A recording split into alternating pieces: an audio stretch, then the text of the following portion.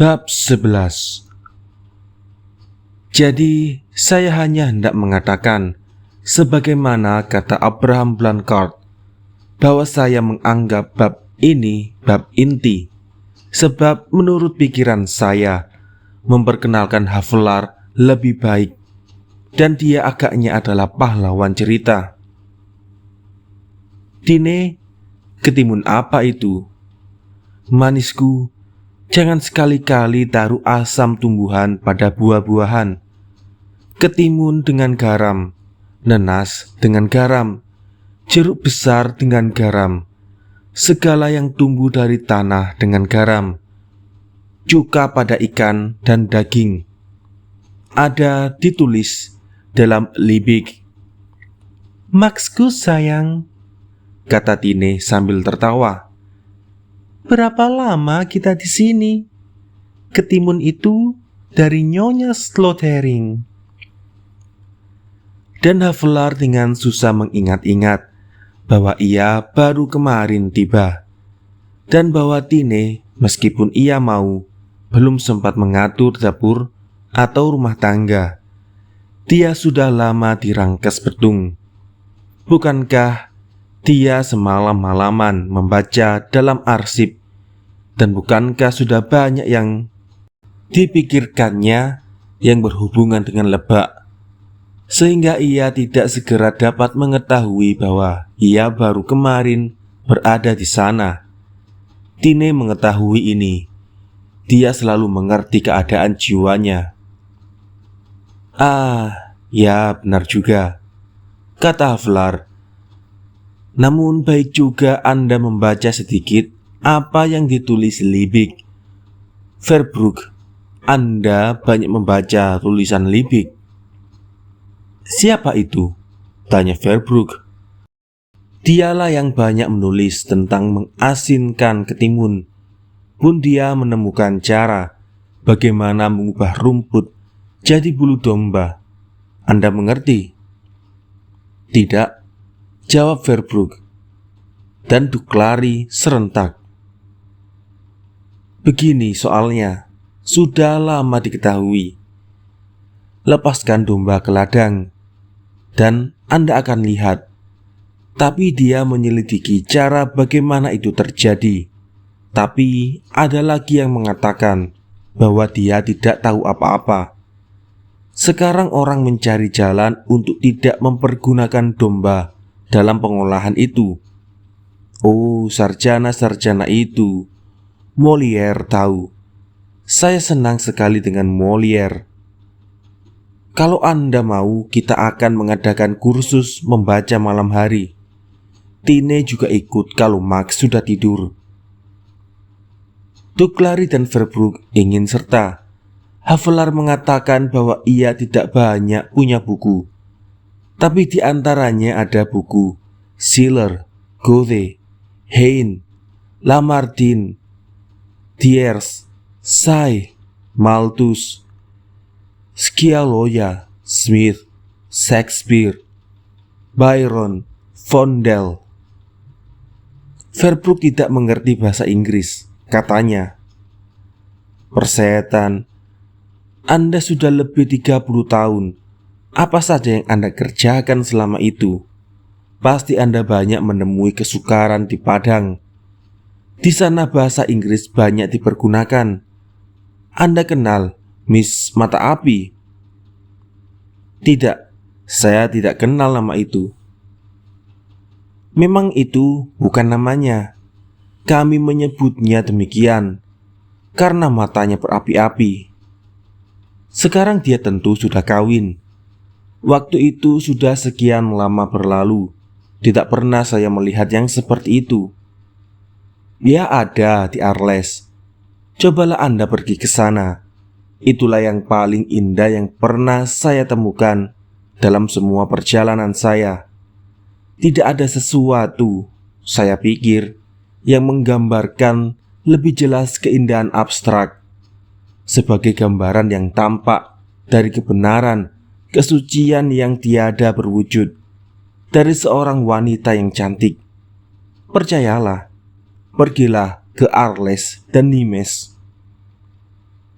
Clary Verbrugge dan saya harus mengakui juga Tine tidak dapat menahan tawanya memikirkan begitu saja ia meloncat dari pojok barat Pulau Jawa ke Arles atau Nimes. Havelar yang rupanya dalam khayalan berdiri di atas menara yang dibangun oleh Saracen. Pada putaran arena di Arles, harus berusaha payah baru mengerti apa sebab orang tertawa. Lalu ia melanjutkan, "Baiklah, maksud saya, kalau kebetulan Anda ke sana, saya belum pernah melihat yang seperti itu. Saya sudah biasa kecewa melihat segala yang dipuji setinggi langit. Misalnya, lihatlah air terjun yang begitu banyak dibicarakan. Saya tidak merasakan apa-apa di Tondano, di Maros, di Schaffhausen, di Niagara. Orang harus melihat buku untuk mengetahui ukuran kekagumannya yang tepat tentang sekian meter air jatuh dan sekian meter kubik air tiap menit. Dan jika angka-angka itu tinggi, maka orang berkata, 'Hei, saya tidak mau lagi melihat air terjun,' yakni jika saya harus mengambil jalan memutar-mutar untuk itu. Air terjun itu tidak berkata apa-apa buat saya. Gedung-gedung lebih nyaring bicara buat saya, terutama jika berkenaan dengan halaman-halaman dari sejarah. Tapi perasaan itu lain sekali. Kita terkenang masa silam dan terbayang di depan kita gambaran-gambaran masa itu seperti dalam gambar hidup. Di antaranya ada yang sangat mengerikan. Jadi meskipun penting, orang tidak selalu mendapatkan kepuasan untuk rasa keindahan. Artinya tidak pernah secara murni. Dan tanpa mengingat sejarah, memang banyak keindahan dalam beberapa gedung. Tapi keindahan itu dirusak lagi oleh penunjuk-penunjuk jalan dari kertas atau dari daging dan tulang yang menghilangkan kesan Anda dengan keterangan-keterangannya yang senada. Gereja itu didirikan oleh Uskup Munster tahun 1423. Tiang-tiangnya tingginya 63 kaki dan bertopang pada entah apa. Itu menjemukan, sebab kita merasa bahwa kekaguman kita harus berdasarkan 63 kaki kalau kita tidak mau disebut bangsa vandal atau seorang pedagang keliling. Tentu saja orang bisa berkata, simpan saja buku petunjuk Anda di dalam kantong kalau sudah dicetak, dan biarkan dia berdiri di luar atau berdiam diri saja dalam hal yang lain. Namun seringkali orang memerlukan sedikit penerangan kalau hendak mempunyai pendapat yang tepat. Tapi kecuali itu, meskipun orang tidak memerlukan penerangan, orang sia-sia juga mencari sesuatu di dalam gedung yang agak lama, memenuhi keinginan kita kepada keindahan, karena sesuatu itu tidak bergerak. Ini juga berlaku, saya kira, untuk pahatan dan lukisan. Alam adalah gerak, tumbuh, lapar, berpikir, merasa adalah gerak. Diam adalah maut. Tanpa gerak tidak ada duka cita, tidak ada kenikmatan, tidak ada keharuan. Cobalah Anda duduk di sana tanpa bergerak. Tiap orang akan segera melihat Anda seperti hantu. Malahan Anda sendiri membayangkan Anda sudah menjadi hantu. Bila melihat tableau vivant, orang segera ingin melihat nomor berikutnya, betapapun ia serta mengesankan pemandangan pada mulanya. Karena hasrat kita akan keindahan tidak dapat terpenuhi dengan satu tatapan saya kepada sesuatu yang indah. Tapi perlu ada serentetan tatapan berturut-turut kepada gerak keindahan. Maka kita menderita suatu ketidaksempurnaan waktu menatap jenis karya seni semacam itu. Dan karena itu saya berkata bahwa seorang wanita cantik paling mendekati ideal keindahan asal saja dia bukan sebuah potret yang diam, tidak bergerak. Betapapun perlunya gerak yang saya maksud, dapat Anda rasakan bila Anda merasa muak melihat seorang penari, baik dia Elsler ataupun Taglioni, yang sesudah melakukan tarian berdiri di atas kaki kirinya dan menyeringai kepada publik. Itu tidak berlaku di sini, kata Verbrugge. Sebab itu sungguh-sungguh buruk. Saya juga berpendapat demikian. Tapi dia melakukannya sebagai sesuatu yang indah dan sebagai klimaks pada segala yang sebelumnya, di mana sesungguhnya mungkin banyak yang indah. Dia melakukannya sebagai poin dari epigram, sebagai aux armes dalam Marseillaise yang dinyanyikannya dengan kakinya, atau sebagai berdesaunya pohon Kamboja di atas kuburan percintaan yang baru saja digagalkan. Penonton pun menganggap saat itu sebagai saat yang paling mengharukan. Publik yang biasanya seperti kita, semua sedikit banyaknya mendasarkan seleranya pada kebiasaan dan ikut-ikutan. Buktinya pada saat itulah mereka meledak bersorak-sorak, seolah-olah meneriakkan, semua yang sebelumnya adalah indah. Tapi sekarang saya tidak dapat menahan lagi kekaguman saya. Anda mengatakan bahwa sikap-sikap itu sungguh-sungguh buruk. Saya juga berpendapat demikian. Tapi apa sebabnya? Sebabnya ialah karena gerakannya berhenti, dan bersamaan itu sejarahnya yang diceritakan oleh si penari. Percayalah, berhenti sama dengan maut. Tapi, kata Duclari menyeling, Anda juga menolak air terjun sebagai pernyataan keindahan. Bukankah air terjun bergerak? Ya, tapi tanpa sejarah. Ia bergerak, tapi tidak berkisar dari tempatnya. Ia bergerak seperti kuda mainan, dan tidak pula dapat Weidwen. Ia bernyanyi, tapi tidak berkata. Ia berseru, rrrr, rrrr, rrrr.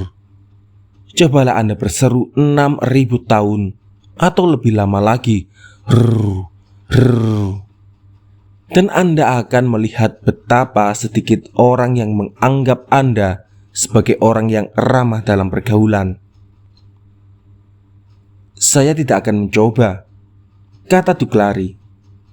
Tapi saya tetap tidak setuju dengan Anda bahwa gerak mutlak perlu. Tak usah kita bicara tentang air terjun, tapi lukisan yang baik, menurut saya banyak yang dapat dinyatakannya. Tentu saja, tapi hanya sebentar. Saya akan coba menjelaskan pendapat saya dengan sebuah contoh. Sekarang ini bulan Februari tanggal sekian. Bukan, kata Verbrugge. Sekarang ini bulan Januari. Tidak. Sekarang ini tanggal sekian Februari 1587. Dan Anda ditahan dalam tower. Saya, tanya Duclari, yang mengira kurang jelas pendengarannya.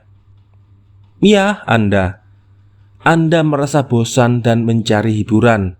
Di sana, di tembok itu, ada sebuah lubang, tapi terlalu tinggi untuk mengintip keluar. Tapi Anda ingin mengintip. Anda taruh meja di depannya, dan di atas meja itu sebuah kursi berkaki 3, salah satu kurang teguh. Di kermis pernah Anda melihat seorang akrobat yang menyusun 7 buah kursi susun bersusun dan berdiri di atasnya dengan kepala ke bawah. Karena cinta diri dan rasa jemu, Anda ingin melakukan yang serupa. Anda naik ke atas kursi, tergoyang-goyang, dan mencapai tujuan Anda. Anda melihat melalui lubang. Ya Tuhan, Anda jatuh. Dan tahukah Anda mengapa Anda jatuh? Saya kira karena kaki kursi yang ketiga patah, kata Verbrugge dengan cerdas. Ya, kaki kursi itu patah. Tapi bukan karena itu Anda jatuh. Kaki kursi itu patah karena Anda jatuh. Di depan tiap lubang yang lain Anda dapat berdiri setahun lamanya di atas kursi itu. Tapi sekarang Anda harus jatuh. Meskipun kursi itu berkaki 13, ya, sekalipun Anda berdiri di atas tanah. Saya terima kalah, kata Duklari. Saya lihat Anda bermaksud Code gue code, hendak menjatuhkan saya. Baiklah, saya jatuh terlentang sekujur badan. Tapi saya tidak tahu mengapa. Mudah sekali bukan? Anda melihat seorang perempuan berpakaian hitam berlutut di depan sebuah blok, dan ia menundukkan kepala. Lehernya putih sebagai perak dilatari belutru hitam. Dan ada seorang berdiri dengan pedang yang besar yang dipegangnya tinggi-tinggi. Matanya menatap lebar yang putih itu, dan direka-rekanya keluk yang akan dijalani pedangnya untuk diletakkan di sana, di antara ruas-ruas tulang leher. Dengan tepat dan penuh tenaga, lalu Anda jatuh. Duklari, Anda jatuh karena melihat pemandangan itu. Dan itulah sebabnya Anda berseru, "Ya Tuhan," bukan karena hanya 3 kaki kursi. Dan lama sesudah Anda lepas dari tower dengan jaminan keponakan Anda, atau karena orang jemu memberi Anda makan lebih lama seperti burung kenari. Lama sesudah itu, ya, hingga sekarang ini, Anda bermimpi dengan mata terbuka tentang perempuan itu. Dan bahkan dalam tidur, Anda pun bangun terkejut dan jatuh terhempas di atas tempat tidur karena Anda hendak menangkap tangan Algojo itu. Bukankah begitu? Saya mau percaya, tapi saya tidak begitu pasti, sebab saya tidak pernah mengintip dari lubang dalam tembok di penjara tower. Baik-baik, saya pun tidak pernah. Tapi sekarang saya ambil sebuah lukisan yang menggambarkan Maria Stuart di pancung kepalanya. Taruhlah gambar itu sempurna. Ia tergantung di sana, dalam bingkai bersadur emas, digantung pada tali yang merah. Kalau Anda mau, saya tahu apa yang hendak Anda katakan. Baiklah, tidak, Anda tidak melihat bingkai itu. Anda malahan lupa bahwa Anda telah menyerahkan tongkat Anda pada pintu masuk ruang lukisan. Anda lupa nama Anda, anak Anda, kopiah polisi model baru untuk tidak melihat sebuah lukisan, tapi sungguh-sungguh melihat di atasnya Maria Stuart. Persis sama dengan yang di tower. Si Algojo berdiri persis sebagaimana ia mestinya berdiri di sana. Ya, saya maju selangkah lagi. Anda mengulurkan tangan hendak menangkis pukulan pedang, dan Anda berteriak, "Biarkan perempuan itu hidup. Barangkali ia memperbaiki dirinya." Anda lihat, saya beri Anda bauju mengenai pertunjukan lukisan itu. Ya, bagaimana selanjutnya? Apakah kesannya tidak sama mengharukan seperti ketika saya melihat pemandangan itu juga sesungguhnya di penjara tower? Tidak, sama sekali tidak. Dan itu disebabkan karena Anda tidak memanjat kursi berkaki 3. Anda ambil sebuah kursi berkaki 4 sekali ini, sebaiknya sebuah fauteuil. Anda duduk di depan lukisan itu supaya dapat menikmati dengan baik dan lama.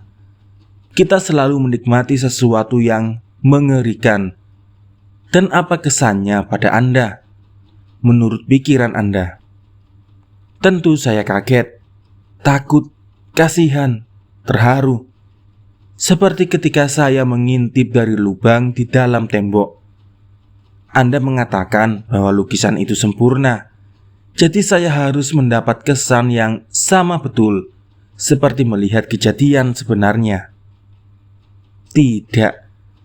Dalam 2 menit Anda merasa sakit pada tangan kanan Anda karena simpati dengan si Algojo yang begitu lama mengangkat baja yang berat itu tinggi-tinggi dan tidak bergerak. Simpati dengan si Algojo.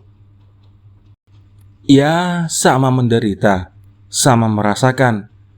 Dan juga dengan perempuan yang begitu lama duduk di depan blok, dengan sikap yang tidak enak dan mungkin dengan hati yang tidak senang.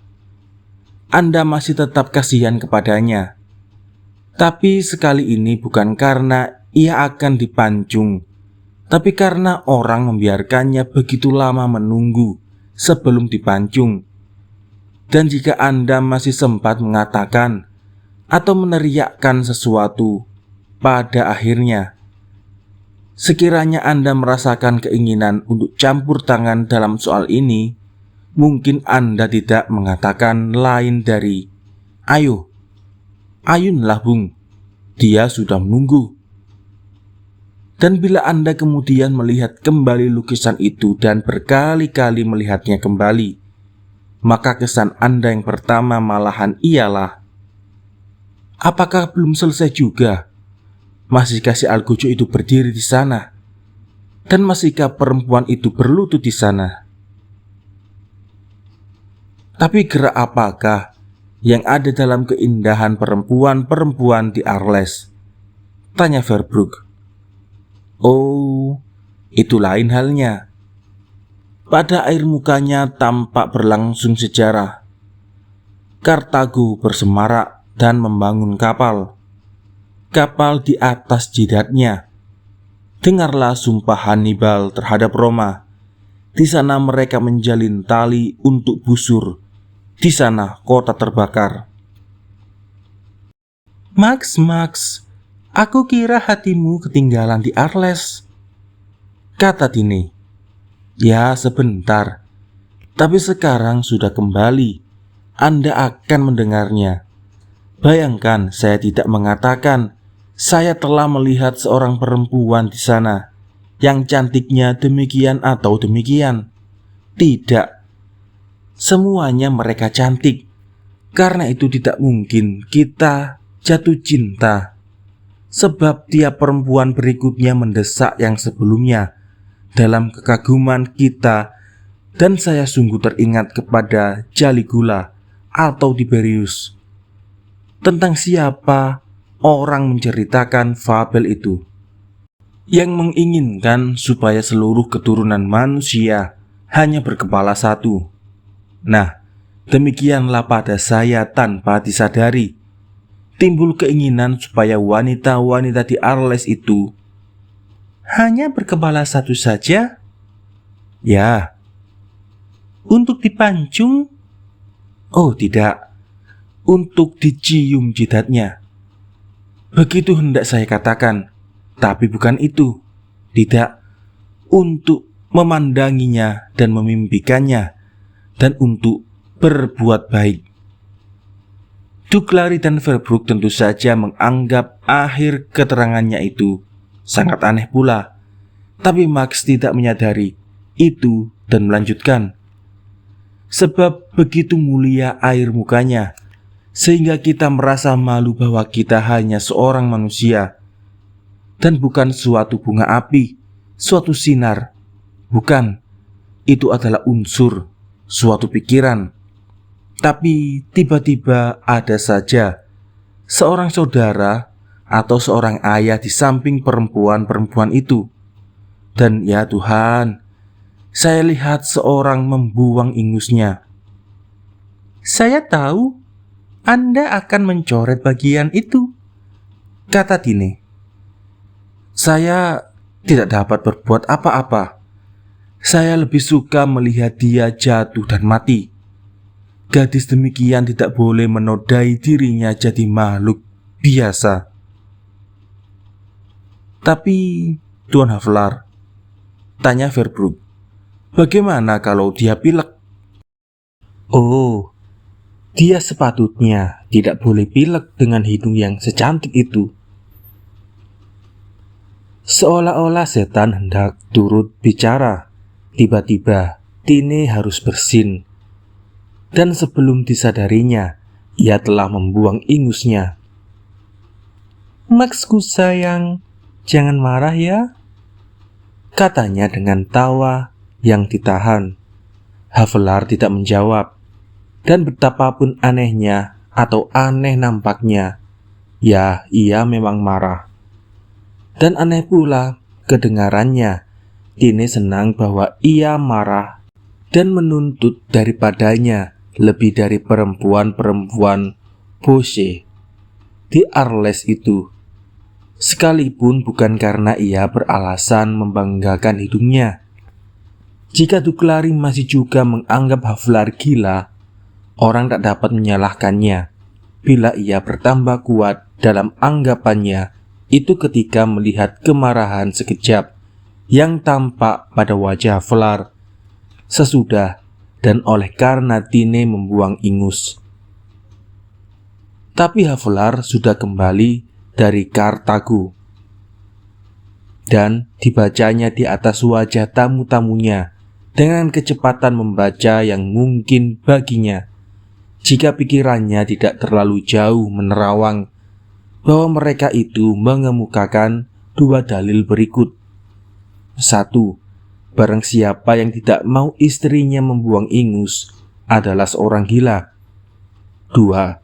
Barang siapa berpendapat bahwa hidung yang mancung tidak boleh beringus yang harus dibuang, berbuat keliru jika memakaikan pendapat itu pada Nyonya Havelar yang hidungnya mirip Pomme de Terre. Dalil yang pertama tidak mau disinggung oleh Havelar, tapi yang kedua, "Oh," serunya, seolah-olah ia harus menjawab meskipun tamu-tamunya cukup beradab untuk tidak mengucapkan dalil-dalilnya. "Itu akan saya jelaskan kepada Anda, Tine." "Maxku sayang," ia memohon. Artinya, janganlah ceritakan kepada tuan-tuan itu mengapa aku dalam penghargaanmu harus jatuh berada di atas hidung yang pilek. "Baiklah sayang, tapi tahukah tuan-tuan bahwa orang sering salah tanpa dalam menilai hak-hak orang atas ketidaksempurnaan jasmania. Saya merasa pasti bahwa tamu-tamu itu tidak pernah mendengar tentang hak-hak itu. Saya pernah mengenal seorang gadis di Sumatera," ia melanjutkan, "anak seorang datuk. Nah, saya menganggap bahwa dia tidak berhak atas ketidaksempurnaan itu. Namun demikian, saya melihat dia jatuh ke dalam air waktu kapal karam. Sama seperti orang lain, saya seorang manusia terpaksa menolongnya dan membawanya ke darat. Tapi apakah dia seharusnya terbang seperti burung camar? Ya, tentu. Atau tidak, seharusnya ia jangan punya badan. Anda mau dengar bagaimana saya berkenalan dengannya? Waktu itu tahun 42. Saya kontelir di Natal. Anda pernah ke sana, Verbrook?" "Ya." "Nah, kalau begitu Anda tahu bahwa di daerah Natal ada penanaman lada. Kebun-kebun lada terletak di Teluk Balai di sebelah utara Natal, di pantai. Saya harus memeriksanya. Dan karena saya tidak tahu menau tentang lada, saya bawa dalam perahu seorang datuk yang lebih banyak tahu tentang itu. Anak gadisnya ketika itu berumur 13 tahun. Turut serta, kami berlayar sepanjang pantai dan merasa jemu. Lalu perahu karam?" "Oh tidak, udara cerah waktu itu. Perahu karam terjadi lama kemudian. Jika tidak, saya tidak akan merasa jemu. Kami pun berlayar sepanjang pantai dan udara panas membakar. Di dalam perahu demikian tidak banyak kesempatan untuk bersenang-senang. Dan selain itu, saya sedang dalam keadaan bersedih hati karena berbagai sebab. Pertama, saya mengalami cinta yang tak sampai. Itu pengalaman saya tiap hari waktu itu. Tapi selain itu, saya berada dalam masa antara dua keinginan akan kemegahan. Saya menjadikan diri saya raja, tapi kemudian dimakzulkan lagi. Saya naik ke menara, tapi jatuh lagi ke atas tanah. Saya tidak akan menceritakan apa sebabnya. Cukuplah, saya duduk di sana di dalam perahu dengan muka asam dan hati yang gundah gulana. Saya dalam keadaan yang disebut orang Jerman Angenisbar. Saya merasa tidak sepantasnya orang menyuruh saya memeriksa kebun-kebun lada, dan bahwa saya sudah lama seharusnya diangkat jadi gubernur alam semesta. Lagi pula saya merasa semangat saya, jiwa saya dibunuh dengan menaruh saya seperahu dengan datuk yang bodoh itu dan anaknya.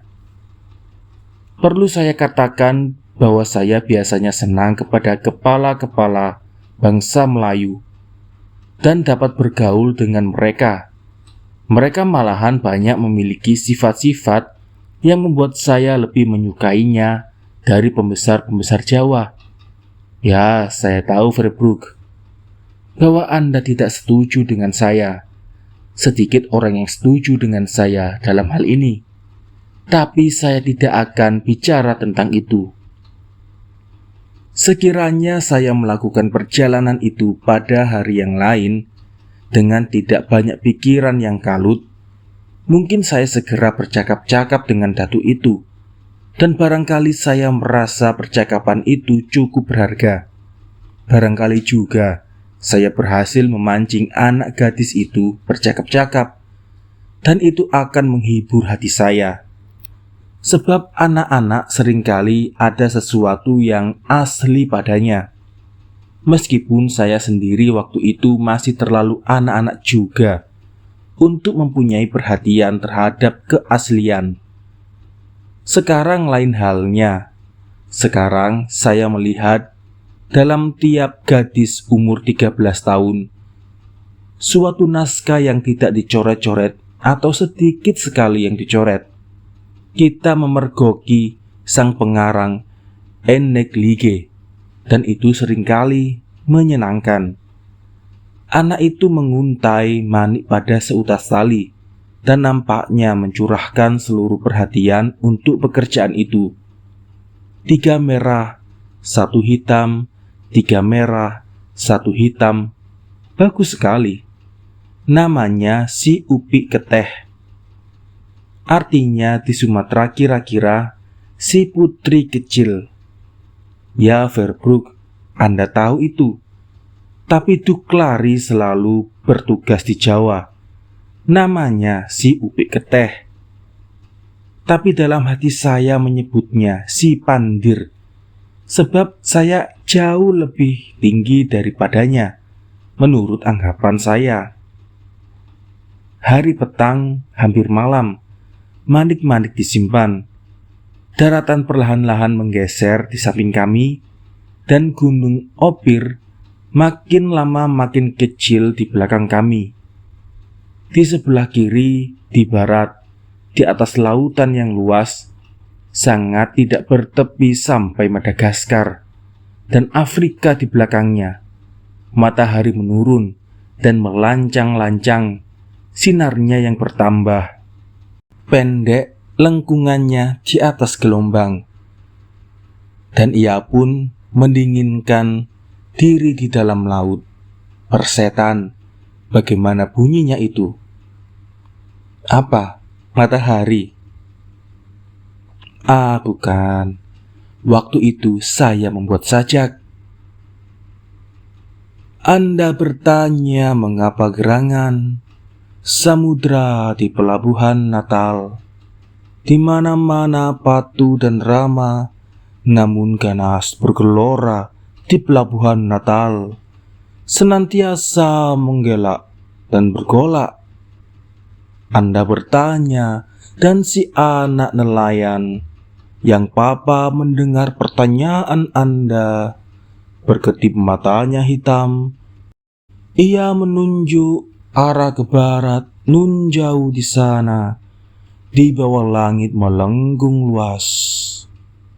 Dialihkannya pandang dari mata yang legam, dan ia memandang ke arah barat. Kemanapun Anda memandang, hanya air, air semata, dan laut, laut di mana-mana. Itulah sebabnya samudra di sini menggesel keras pasir di pantai. Sekitar Anda laut semata dan air, air tiada lain sampai ke Madagaskar. Dan banyak korban disampaikan sebagai pampasan kepada samudra, dan banyak jeritan terbenam di air. Tiada yang mendengar, istri, anak maupun keluarga.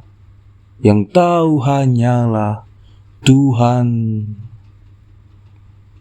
Tangan menggapai penghabisan kali, menggapai-gapai di atas air, meraba-raba, mencekau, mencepuk-cepuk, berputar-putar, mencari tempat bertumpu, lalu tenggelam selama-lamanya. Selanjutnya, aku tak tahu lagi. Anda akan dapat menemukannya jika kembali Anda menulis surat kepada Kreutzmann yang jadi clerk Anda di Natal. Dia memilikinya, kata Verbrugge. Bagaimana dia mendapatkannya? Tanya Max. Barangkali dari keranjang kertas Anda, tapi jelas ada padanya. Bukankah di dalamnya menyusul legenda tentang dosa pertama yang menenggelamkan pulau yang dahulu melindungi pelabuhan Natal? Kisah jiwa dengan 2 orang saudaranya. Ya, itu benar. Legenda itu bukan legenda. Yang saya buat ialah parabel, perumpamaan yang beberapa abad lagi akan menjadi legenda. Jika Kreutzmann sering-sering menceritakannya, begitu mulanya segala mitologi.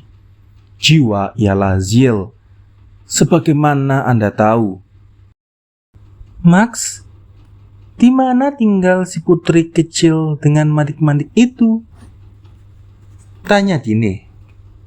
Manik-manik sudah disimpannya hari jam 6, dan di sana di bawah garis khatulistiwa. Jam 6 adalah waktu untuk merenung malam. Natal letaknya beberapa menit di utara. Jika saya berjalan darat ke air Bangis, saya naik kuda melalui garis itu. Kalau tidak, saya akan jatuh tersandung. Sungguh, saya rasa malam hari orang selalu lebih baik atau tidak begitu nakal dari pagi hari. Dan itu adalah wajar. Pagi hari kita menguasai diri. Saya tahu bahwa ungkapan ini dalam bahasa Belanda adalah suatu Germanisme. Tapi bagaimana saya harus mengatakannya dalam bahasa Belanda? Anda jurusita atau kontelir, atau tidak? Cukuplah itu. Seorang jurusita, halt sich zusammen, untuk melakukan tugasnya dengan baik hari itu. Ya Tuhan, tugas yang bagaimana? Bagaimanakah rupa hati yang zusammen gehalten itu? Seorang kontelir, saya tidak mengatakan ini tentang Anda, Verbrugge. Seorang kontelir menggosok-gosok matanya. dan segan-segan menemui asisten residen yang berlagak memperlihatkan kelebihannya karena dinasnya beberapa tahun lebih lama. Atau hari itu ia harus mengukur ladang dan ragu-ragu apakah ia akan mempertahankan kejujurannya. Anda tidak tahu itu, Tuklari, sebab Anda militer. Tapi sungguh ada kontelir-kontelir yang jujur. Ia ragu-ragu antara mempertahankan kejujuran dan ketakutannya kepada Raden Demang. Jangan-jangan kuda dauknya diminta kembali. Kuda yang begitu pandai menderap. Atau hari itu ia harus dengan tegas mengatakan ya atau tidak, membalas surat dinas nomor sekian. Pendeknya, pagi-pagi waktu bangun, dunia menyerang hati Anda. Dan itu berat bagi Anda, meskipun hati itu kuat. Tapi malam hari Anda istirahat. Ada 10 jam antara sekarang dan saat Anda melihat kembali jas Anda. 10 jam, 36.000 detik untuk hidup sebagai manusia. Itu menyenangkan bagi tiap orang. Itulah saat saya berharap akan menemui maut, supaya tiba di sana dengan wajah yang tak resmi. Itulah saat ketika istri Anda menemukan kembali sesuatu dalam wajah Anda yang menangkapnya ketika ia memberikan kepada Anda sapu tangan itu dengan huruf E pada sudutnya. Dan ketika ia belum bisa pilek, tanya Tine, jangan ganggu saya. Saya hanya hendak mengatakan bahwa malam hari orang lebih gemuslit. Jadi ketika matahari terbenam, saya menjadi orang yang lebih baik. Dan sebagai buktinya yang pertama, saya berkata kepada putri kecil itu, "Sebentar lagi udara sejuk." "Ya, Tuan," jawabnya. Tapi saya, Tuan besar, membungkuk lebih dalam lagi kepada si pandir itu dan mulai bercakap-cakap dengannya. Jasa saya bertambah besar lagi karena ia tidak banyak menjawab. Segala yang saya katakan dibenarkannya, dan itu pun menjemukan juga, meskipun saya tinggi hati. "Apakah kau ingin ikut lain kali ke Teluk Balai?" tanya saya. "Jika Tuan menyuruh saya." "Bukan. Saya bertanya kepadamu, apakah kau senang melakukan perjalanan demikian?" "Jika ayah menghendaki," jawabnya. "Bukankah itu membuat orang gila?" Nah, saya tidak menjadi gila. Matahari sudah terbenam, dan saya cukup merasa gemutlih untuk tidak merasa kapok menghadapi kebodohan yang demikian. Atau lebih tepat, saya kira saya mulai senang mendengar suara saya, sebab sedikit orang yang tidak suka mendengarkan suaranya sendiri. Dan sesudah sikap saya yang diam sehari-harian, saya merasa sesudah saya akhirnya berkata-kata bahwa saya patut menerima yang lebih baik dari jawaban-jawaban yang bodoh dari si Upek Keteh itu. Saya akan menceritakan kepadanya sesuatu, pikir saya, supaya saya sendiri mendengarkan pula, yang tidak perlu dia menjawab saya. Anda tahu, seperti juga waktu membongkar kapal, keranjang gula yang paling akhir dimuat, itulah pula yang pertama kali dikeluarkan. Maka kita pun biasanya mengeluarkan lebih dulu pikiran atau cerita yang dimasukkan paling akhir. Di dalam Tijdschrift van Nederlands Indie, belum selang lama saya membaca sebuah cerita Jeronimus tentang pemahat batu Jepang. Dengarlah, si Jeronimus itu menulis hal-hal yang menyenangkan. Apakah Anda baca karangannya, Lelang Dalam Rumah Mati, dan karangannya Kuburan, yang terutama pedati, nanti akan saya berikan. Jadi, saya baru saja membaca Pemahat Batu Jepang.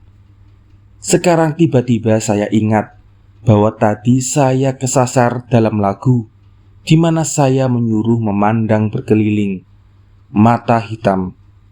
Anak nelayan itu sampai menjadi juling dalam satu jurusan. Aneh sekali. Itu adalah asimilasi pikiran-pikiran.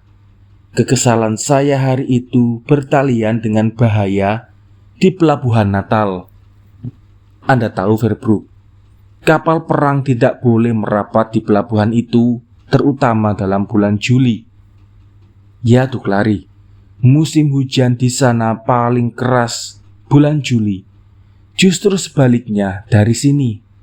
Nah, bahaya di pelabuhan itu berkaitan pula dengan rasa kehormatan saya yang terluka. Dan rasa kehormatan itu bertalian pula dengan lagu jiwa itu. Berkali-kali telah saya usulkan kepada residen untuk membuat pelindung pantai di Natal, atau sekurang-kurangnya sebuah pelabuhan buatan di muara sungai, dengan maksud supaya ada perdagangan di daerah Natal yang menghubungkan negeri Batak dengan lautan. 1,5 juta manusia di pedalaman tidak tahu bagaimana menyalurkan hasil buminya, karena pelabuhan Natal terkenal buruk dan memang demikian. Nah, usul-usul itu tidak diterima oleh residen, atau sedikitnya ia mengatakan bahwa pemerintah tidak akan mengabulkannya. Dan Anda tahu bahwa residen-residen tidak pernah memajukan sesuatu usul selain yang menurut perhitungan mereka akan menyenangkan bagi gubernemen. Pembuatan pelabuhan di Natal bertentangan dalam prinsipnya dengan sistem penutupan.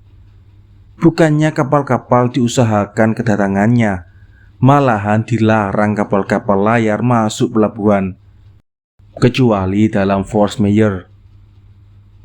Kalau masuk juga sebuah kapal, biasanya penangkap ikan paus bangsa Amerika atau orang Perancis yang memuat lada di daerah-daerah kerajaan kecil yang merdeka di sudut utara. Maka selalu saya menyuruh kapten kapal itu menulis surat kepada saya, di mana ia meminta izin untuk memuat air minum. Kekesalan karena gagalnya usaha-usaha saya untuk melakukan sesuatu yang menguntungkan bagi Natal, atau lebih tepat rasa keriahan yang terluka karena diri belum lagi berarti, sehingga pelabuhan pun tidak dapat saya suruh buat di mana saya suka. Dan semua ini berhubungan dengan pencalonan saya untuk mengatur alam semesta. Nah, itulah yang membuat saya hari itu kesal saja. Ketika saya karena terbenamnya matahari agak sembuh, sebab kesebalan adalah penyakit, maka kesembuhan itu membuat saya teringat kepada Pemahat Batu Jepang. Dan barangkali saya memikirkan cerita itu keras-keras untuk secara diam-diam meneguk tetes terakhir dari obat yang saya rasa saya perlukan, sambil membayangkan kepada diri saya sendiri bahwa saya melakukan itu demi hendak berbuat baik kepada anak itu.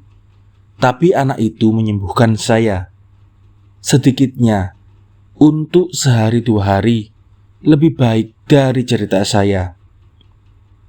Upik adalah seorang laki-laki yang memahat batu dari gunung. Pekerjaannya amat berat, dan dia bekerja banyak, tapi upahnya sedikit, dan tidak puas. Ia mengeluh karena pekerjaannya berat, dan ia berseru, "Ah, sekiranya aku kaya, aku akan tidur di balai-balai dengan kelambu sutra merah." Lalu turun seorang malaikat dari langit dan berkata, "Anda akan menjadi kaya sebagaimana Anda kehendaki." Dan dia pun menjadi kaya, dan ia tidur di atas balai-balai dan kelambunya dari sutra merah. Pada satu hari, raja berkeliling kota dengan penunggang kuda di depan keretanya. Pun di belakang kereta ada penunggang kuda, dan payung keemasan memayungi kepala raja. Tak kala si orang kaya mendengar tentang itu, hatinya berduka cita, karena tidak ada payung menaungi kepalanya, dan ia tidak merasa puas. Ia mengeluh dan berseru, "Aku ingin menjadi raja." Lalu turun seorang malaikat dari langit dan berkata, "Anda akan menjadi raja sebagaimana Anda kehendaki." Dan ia pun menjadi raja. Dan di depan keretanya banyak penunggang kuda, pun di belakang keretanya ada penunggang kuda, dan orang memayunginya dengan payung keemasan. Dan matahari bersinar dengan sinarnya yang terik dan membakar kerajaan bumi, sehingga rumput menjadi layu. Dan raja mengeluh bahwa matahari membakar wajahnya dan lebih berkuasa daripadanya, dan ia tidak merasa puas. Ia mengeluh dan berseru, "Aku ingin menjadi matahari." Lalu turun seorang malaikat dari langit dan berkata, "Anda akan menjadi matahari." Dan ia berubah menjadi matahari, dan dikirimnya cahayanya ke atas dan ke bawah, ke kanan dan ke kiri, dan kemana-mana. Dan dibakarnya rumput di atas bumi, dan wajah raja-raja yang ada di bumi. Dan segumpal awan berhenti di antaranya, dan bumi dan cahaya matahari dipantulkan kembali. Dan ia menjadi murka, karena ada yang berani menentang kekuasaannya. Dan ia mengeluh bahwa awan itu lebih berkuasa daripadanya. Dan ia tidak puas. Ia ingin menjadi awan yang begitu berkuasa. Lalu turun seorang malaikat dari langit dan berkata, "Anda akan menjadi awan sebagaimana Anda kehendaki." Dan ia pun menjadi awan, dan berhenti di antara matahari dan bumi, dan menampung cahaya matahari, sehingga rumput menjadi hijau. Dan awan itu menjadi hujan, dan turun dengan tetesan-tetesan besar di atas bumi, dan membanjiri sungai-sungai, dan banjir melanda kawanan-kawanan hewan. Dan banjir itu merusak ladang-ladang karena banyaknya air. Dan ia jatuh di atas batu yang tidak berkisar, dan ia jatuh menderu, merupakan arus yang besar.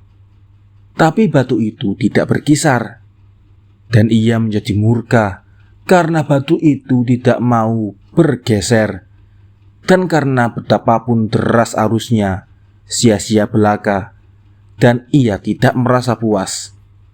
Ia berseru, "Batu itu lebih berkuasa daripadaku. Aku ingin menjadi batu." Lalu turun seorang malaikat dari langit dan berkata, "Anda akan menjadi batu sebagaimana Anda inginkan." Dan ia menjadi batu dan tidak bergerak ketika matahari bersinar, pun tidak apabila turun hujan. Lalu datang seorang laki-laki membawa cangkul dan pahat yang tajam dan palu yang berat, yang memahat batu-batu dari gunung. Dan batu itu berkata, "Apa pula ini? Laki-laki ini lebih berkuasa daripadaku, dan memahat batu dari pangkuanku." Dan ia tidak merasa puas. Ia berseru, "Aku lebih lemah dari orang ini. Aku ingin jadi dia." Lalu turun seorang malaikat dari langit dan berkata, Anda akan menjadi orang itu. Dan ia menjadi pemahat batu. Dan ia memahat batu dari gunung batu dengan kerja yang berat. Dan ia bekerja berat sekali dengan upah yang sedikit, dan ia merasa puas. Bagus sekali, kata Duklari. Tapi Anda belum membuktikan kepada kami bahwa si Upik kecil itu mestinya imponderable. Tidak, saya tidak menjanjikan bukti itu. Saya hanya hendak menceritakan kepada Anda bagaimana saya berkenalan dengannya. Sesudah selesai bercerita, saya bertanya, "Dan kau, Upik, apa yang kau pilih? Sekiranya ada malaikat dari langit bertanya kepadamu, apa yang kau kehendaki?" "Tuan, saya akan memohon kepadanya supaya dibawa serta ke langit." "Bagus sekali, bukan?" kata Tine kepada tamu-tamunya yang barangkali merasa hal itu aneh sekali. Halvelar berdiri dan menyapu sesuatu dari jidatnya.